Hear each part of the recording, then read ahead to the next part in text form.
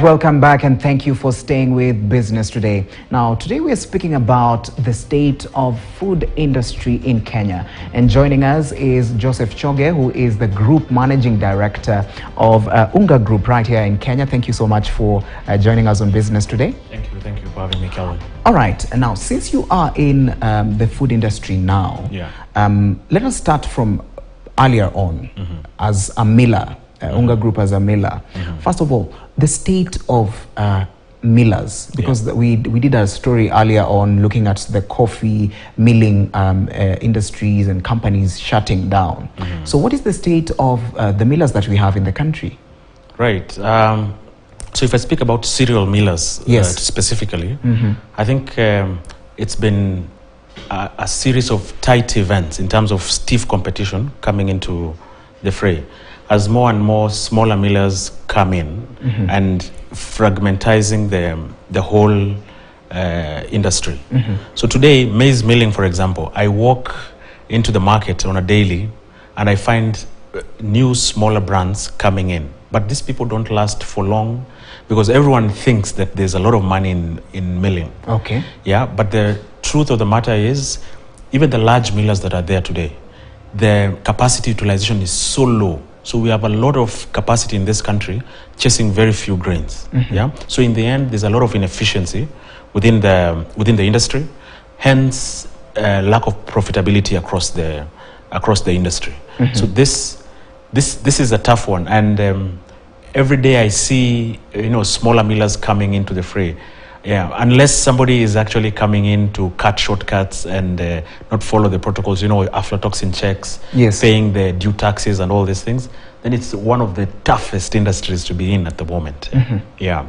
And even as you continue to talk to us about the millers and the situation of cereal millers, let us look at this technology within the milling industry. Could it be a reason for the sudden change of very many people shutting down and deciding to do other different or just to go to other different ventures? So ideally I wouldn't blame it on technology, because technology is actually making it even simpler for more people to enter into the milling business, right? And especially on the maize milling side.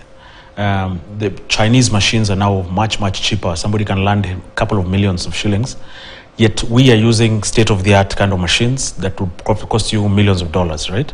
So as more and more of these guys come in because of technology, so I don't think technology is so much of a hindrance. It's the working capital that is demanded around this kind of industry. When you buy maize from a farmer, farmers want an upfront payment almost immediately. But you go to your supermarket, they want 45 days to pay you in 45 days. You want a distributor wants to pay you in 30 days. So that working capital, flow is the one that tends to kill, especially the smaller millers. And I'll tell you, for example, right now we're talking about the subsidy issue that's not been. Most of us millers have not been paid from the last subsidy, right? And the smaller millers, as a result of government withholding that that money, which is the working capital of most of the small millers, most ended up shutting down. Yeah, because it's actually the engine that drives this mills. So today we're also choking in working capital because we have to go through all the parliamentary process to be able to see that the millers are actually paid for the deliveries that were done during the just before the previous election. Yeah. All right. And now let's move on to another issue and look at you've mentioned about working with farmers. And when we look at production, the value chain, it's very, very, very integral to work with farmers on the ground. So when it comes to working with farmers, what are some of the initiatives that are there to make sure that at least the farmer on the ground is really included in the whole value chain? Yeah, Kevin, that's a very good question. It's actually to our advantage that we ensure that the whole chain is actually looked. So for today, we go to farms and we partner with a lot of farmers, especially, across the country, from in Unga we do both animal feeds as well as human nutrition. So it could be a farmer a dairy farmer, a poultry farmer. It could also be a cereal farmer who gives us maize. And it's important for us to ensure that this farmer, say for example, working capital. So I'd go to a bank and ensure that we close loop with the farmer. Bank supports the farmer. Farmer can be able to buy fertilizer, seeds, and grows the grain. Then I can be able to offtake the same, make feed or food, depending on which side of the business we are utilizing it for. If it's feed, for example, so we have the feed, say poultry feed. I send Fugo layers to the market feed.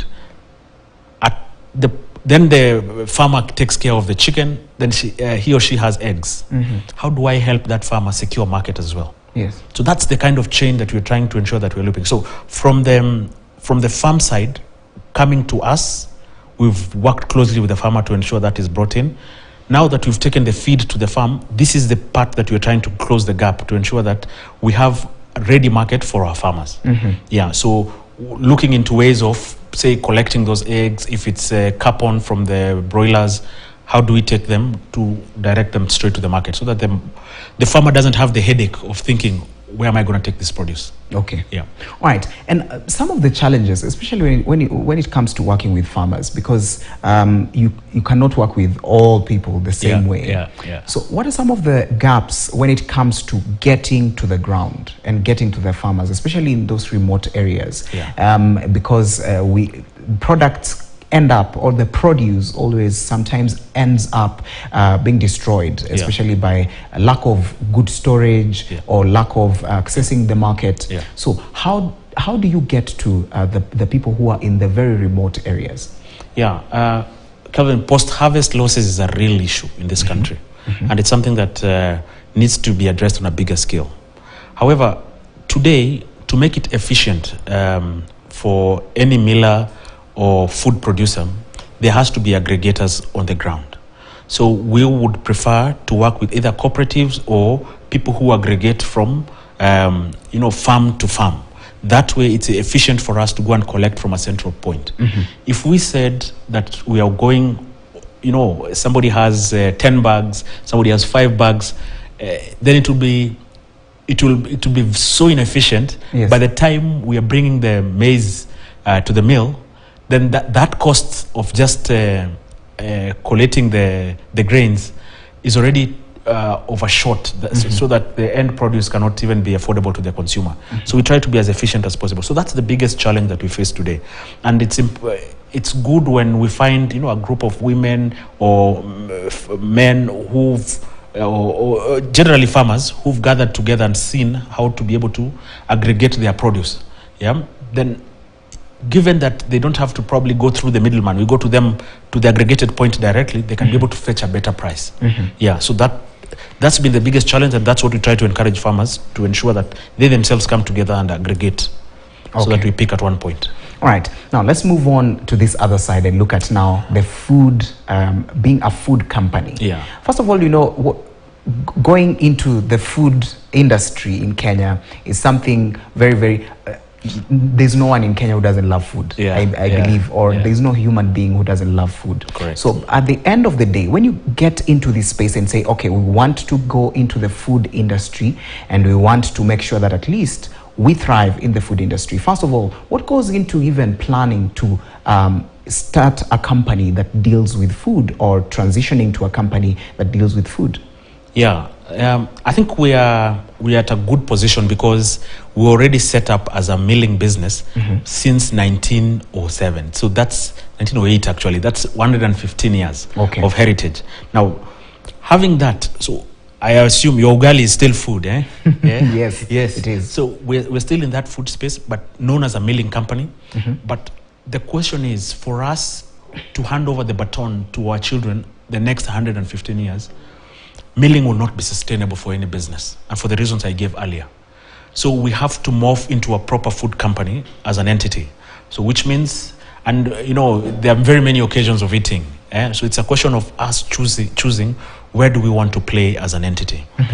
So it's not been the hardest thing for us to do. I think we've launched a few products so far, and a lot more coming in the near future, as we try to ensure that we are a one-stop shop, a basket for you for most of your food items in the house. Okay. So that morphing shouldn't, I don't think has been a big problem given where we are coming from.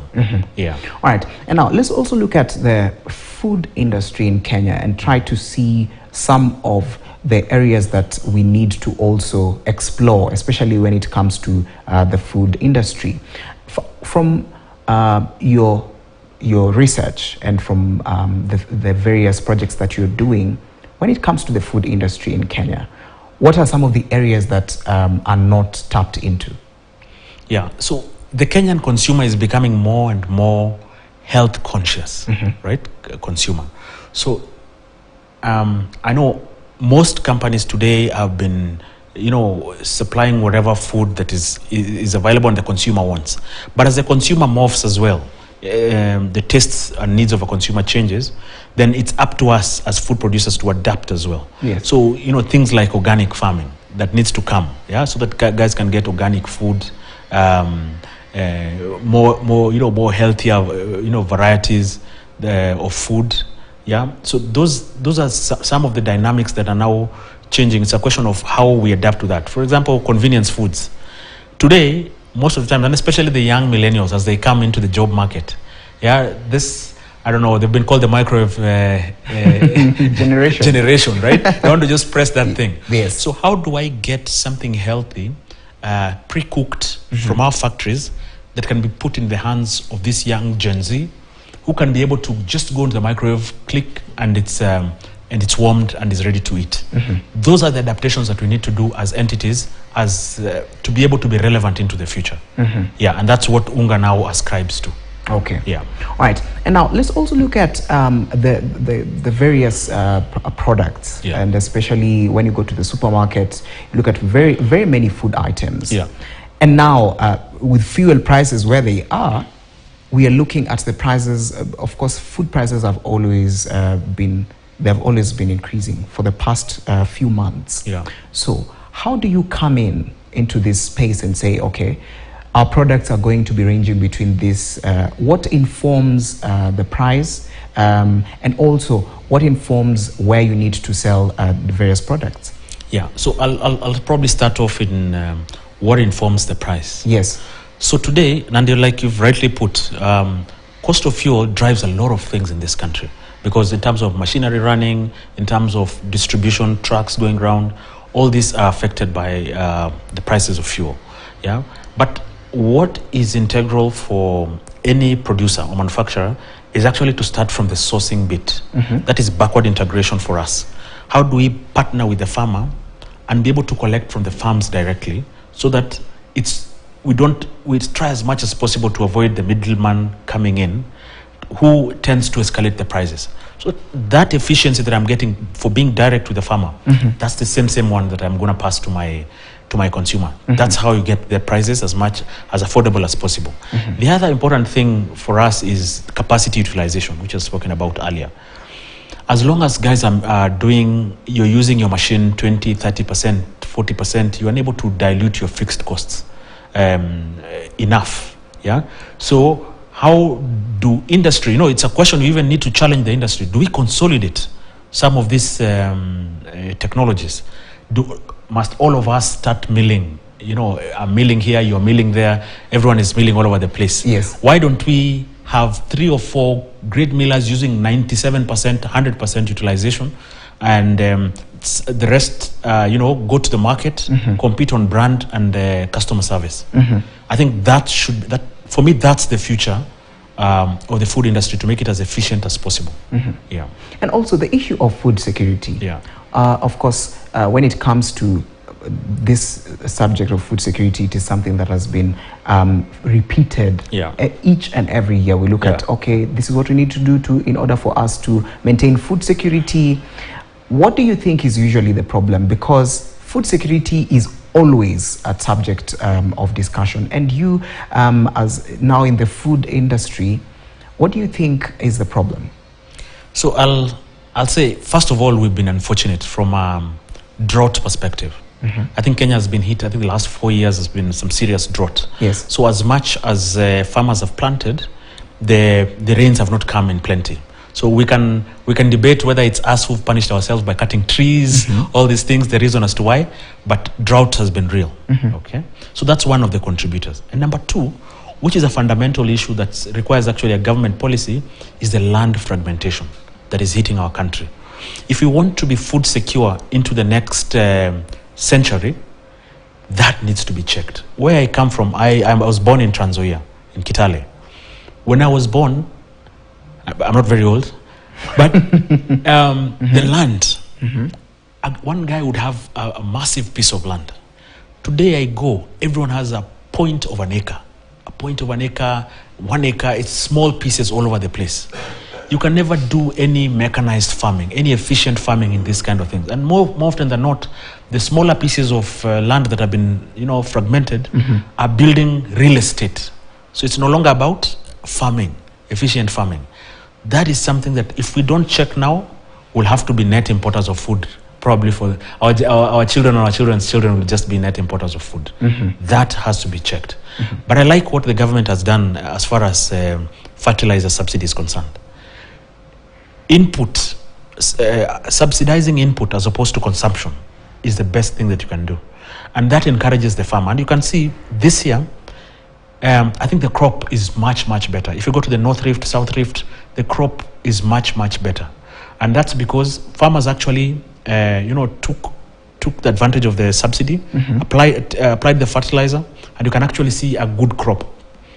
The only worry again is the natural calamities. Now I hear El Nino coming in to the fray, So that's a bit scary. I saw some hailstones hitting a place called Ziwa with the wheat and some maize. And right now is when they are putting them in stacks so that the maize can dry. Then this, with such rains, then comes, the issues of aflatoxin now can come in because the maize soak in water and they go bad.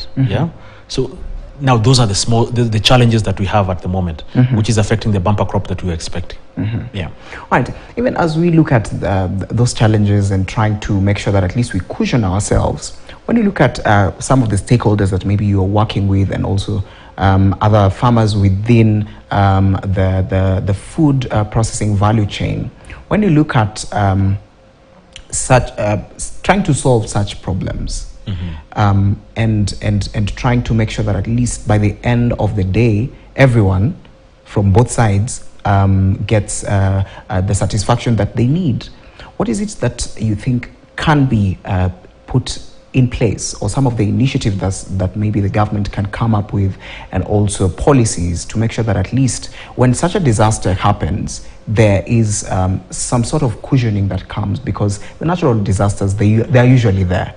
So what do you think can be done in order to control this?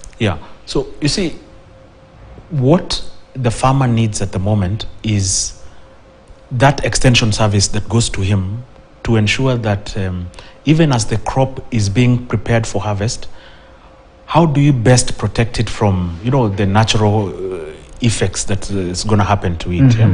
And for example, most farmers don't have dryers.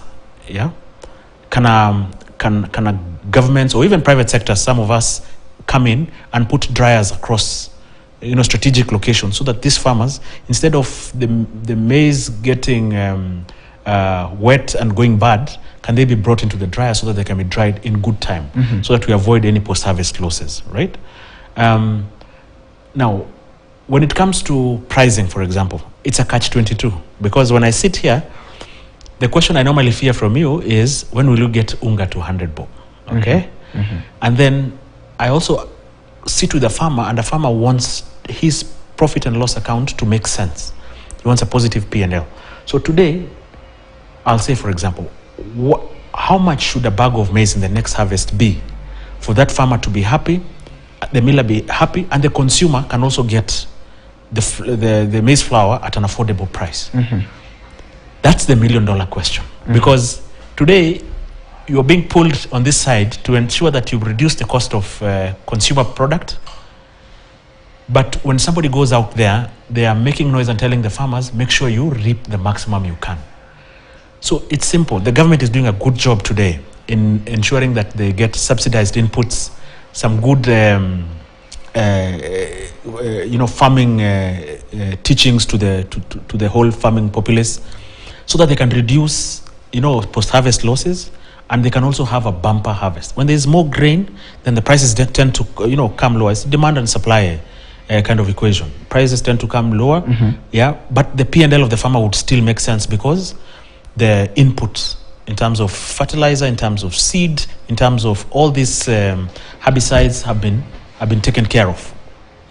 Then that way the whole supply chain benefits. Okay. I am able to get input at a much affordable cost, and I'm able to pass the same on to the consumer. All right. Even as we come to a close of this conversation, first of all, let us look at let us just look at in the next coming months, or in the next coming maybe years. Let us look at months. Now we are in 2024, for example. The food prices, what are we looking at in terms of, are they going to reduce? Are we looking at especially the basmati, those grains that we have on the supermarket, on the shelves, the prices? What are we looking at in terms of the reduction or increase from your angle? So from my perspective, if I start, in Kenya, food is synonymous with ugali. If I start from there, the fact that we are headed into the harvest season, October, November, it all depends on how this El Nino affects the harvest. The hope is that the crop is not destroyed. Yes. And that way, because of the volume, like I told you, the crop has been good. Because of the volume, then prices would tend to come down. And so would the prices of other cereals, like the rice you're talking about, and there's been import by government of the same duty-free to be able to cushion the consumer around this. So in the short run, I see we are headed towards if all everything constant K stays status quo, then without the the rains, the El Nino hitting hard, then I think we should be able to take care of that. Okay. Then I think the prices will tend to slide down. But the wheat not necessarily, because it's they've started going up and it's pegged on international prices. And as you know, Kenya imports almost 90% of its wheat. Yes. Yeah, so we are affected by forex fluctuation and that exposure by the forex, the foreign market. All right, thank you so much, Joseph, for joining us on Business today and giving us your insights when it comes to the food industry in Kenya. All right, we've come to the end of this conversation right here on KTN News, and we've come to the end of this edition of Business Today. My name is Kelvin Nyakundi. Mbiu ya KTN is coming up next. Don't go too far.